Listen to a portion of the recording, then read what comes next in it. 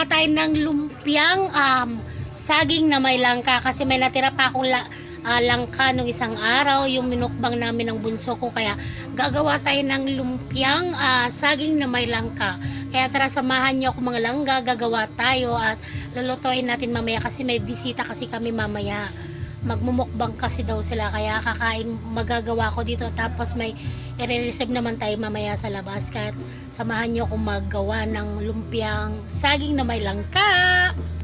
Magluluto pala tayo dito ng lumpiang saging na may langka.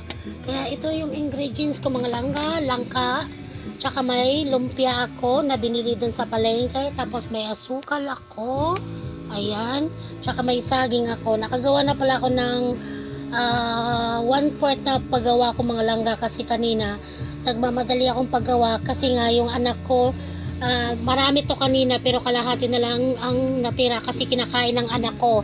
At ito na pala ang ginagawa ko mga langga, ilalagay natin to ng lumpia tsaka lagyan natin ng saging na may konting asukal at lalagyan natin ng langka ng konti, yung tama-tama lang kasi inubos na nga ng anak ko yung langka ko, ayan. Tapos irarap natin to, yung paganyan.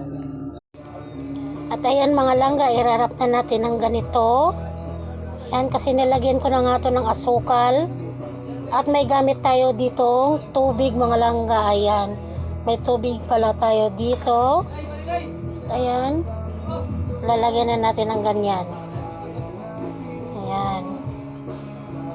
Hindi ko napakita sa inyo kanina yung paggawa ko kasi nga at paghiwa ko kasi nga yung anak ko nagmamadali din ng kinakain. Ayan, lalagyan natin dito ng tubig para dumikit siya.